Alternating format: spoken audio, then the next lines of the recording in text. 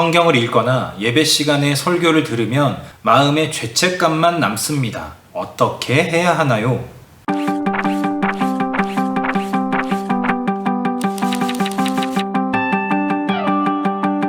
안녕하세요. 신앙 맛집 박민수 목사입니다. 우리가 하나님의 사람으로서 하나님의 자녀로서 조금 더 선하게 영향력 있게 살아보기 위해서 여러 가지 노력을 하는데도 점점 나아지는 것은 없고 계속 안 좋은 상태에만 머물러 있다. 이런 상태를 표현하는 가장 좋은 말은 영적 침체입니다. 영적 침체의 원인은 크게 볼 때 딱 한 가지입니다. 하나님에 대해서 오해하는 겁니다. 다른 어떤 원인이 있더라도 다 이 안에 포함이 됩니다. 하나님을 오해하기 때문에 우리는 영적 침체에 빠지게 됩니다.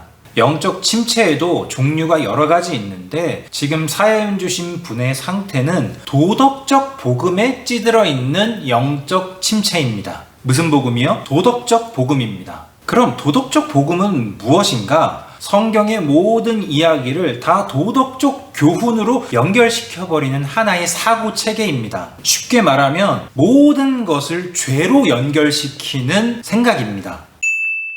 내가 도덕적 복음에 빠져 있는지 아닌지를 체크해 볼 수 있도록 제가 5가지 예를 들어볼게요. 여기에 내가 몇 가지 정도 해당되는지 한번 체크를 해보세요. 안 좋은 일이 생기면 내가 최근에 지은 죄가 뭐지? 이 생각부터 한다. 좋은 일이 생겼을 때 감사하다라는 말보다 다행이다라는 말을 더 자주 쓰고 있다. 내 모습을 보면 가끔 내가 하나님의 자녀가 아닐 수 있다고 생각한다. 실수하는 것을 너무 두려워해서 실수하지 않기 위해 지나치게 노력할 때가 많다. 내가 하나님을 기쁘시게 한 일이 좀 별로 없다고 생각한다. 제가 방금 말씀드린 5가지 중에 2가지 이상이 해당된다면 여러분도 도덕적 복음에 빠져 있는 겁니다. 우리가 도덕적 복음에 빠지는 이유 3가지와 헤어나올 수 있는 방법 2가지를 제가 제안하겠습니다. 우리가 도덕적 복음에 빠지는 첫 번째 이유는 과도한 자기 성찰과 병적인 집착 때문입니다. 그리스도인이 자기 점검을 해야 되는 이유는 내가 하나님의 인도하심을 잘 받고 있는가? 내가 지금 하나님과 동행하면서 살고 있는가? 내가 하나님을 누리면서 살고 있는가? 이게 목적이에요. 그런데 자기 성찰의 목적, 자기 점검의 목적이 내 안에 죄를 다 찾아내서 그 모든 죄를 다 수정하겠다. 그 모든 나의 도덕적 행위들을 다 수정해야 되겠다. 그래야 만족감이 온다. 이런 식으로 흘러가면 도덕적 복음에 빠질 수밖에 없습니다. 2번째, 복음을 잘못 배워서 그렇습니다. 도덕적 복음에 빠져있는 사람들은 기독교 신앙을 딱 4가지 단어로밖에 설명하지 못합니다. 죄, 구원, 천국, 지옥 이런 단어로밖에 설명하지 못합니다. 왜냐하면 복음을 죄의 문제, 구원의 문제, 죽어서 천국을 가느냐 지옥을 가느냐의 문제로만 인식하고 있기 때문인데 예수님이 이 땅에 오신 이유는 단순히 우리의 죄의 문제를 해결해 주시기 위해서가 아닙니다. 예수님이 이 땅에 오신 이유는 하나님과 우리 사이에 막힌 담을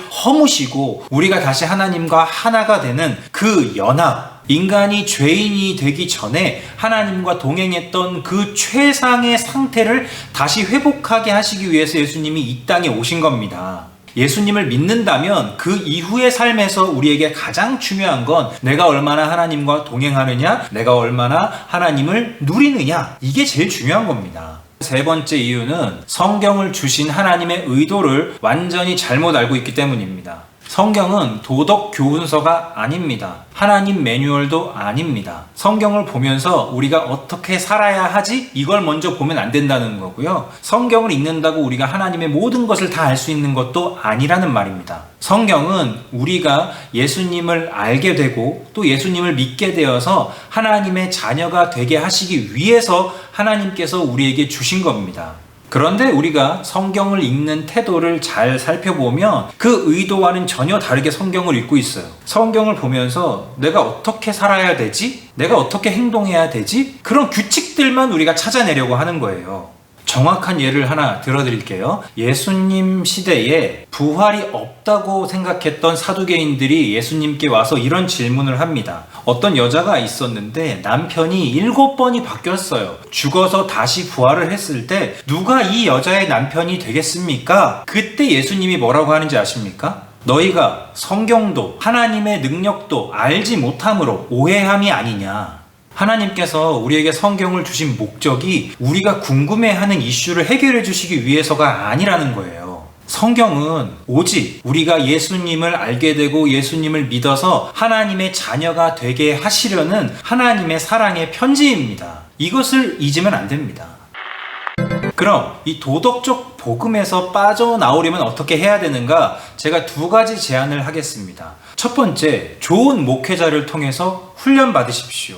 신앙은 가만히 앉아서 기도한다고 되지 않습니다. 구체적인 훈련을 받아야 합니다. 하나님께서도 이스라엘 백성들을 광야에서 훈련시키셨거든요. 좋은 목회자들을 통해서 성도들이 훈련받도록 하나님께서 인도하고 계십니다. 그러니까 좋은 목회자를 통해서 신앙의 좋은 습관들을 훈련받으셔야 합니다. 두 번째, 성경을 혼자 읽으실 때 주어를 하나님으로 두고 읽으십시오. 성경을 볼 때 자꾸 사람을 보니까 우리가 도덕적 교훈에만 집중하게 되는 겁니다. 이 사람이 이걸 잘했다. 나도 따라해야지. 이 사람이 이렇게 했더니 하나님께 벌 받았네. 야, 그럼 나는 이렇게 하면 안 되겠네. 이거에 초점을 두지 마시고 그 이야기 가운데에 하나님이 누구신가? 하나님이 지금 어떻게 드러나고 있는가? 그렇게 하나님을 주인공으로 두고 성경을 읽으시라는 겁니다. 제가 개인적으로 느끼기에 안타깝게도 한국 교회는 굉장히 심하게 이 도덕적 복음에 찌들어져 있습니다. 그래서 많은 성도분들이 이 도덕적 복음에 찌들어서 죄책감 가운데에서 살아갑니다. 이 영상을 보시면서 나도 조금 도덕적 복음에 찌들어져 있는 것 같은데 라는 생각이 드신다면 어떻게 하면 내가 성경을 바른 관점으로 읽을 수 있을지, 어떻게 하면 내 삶에 좋은 신앙의 습관들이 훈련되어질지를 하나씩 고민해 보셨으면 좋겠습니다.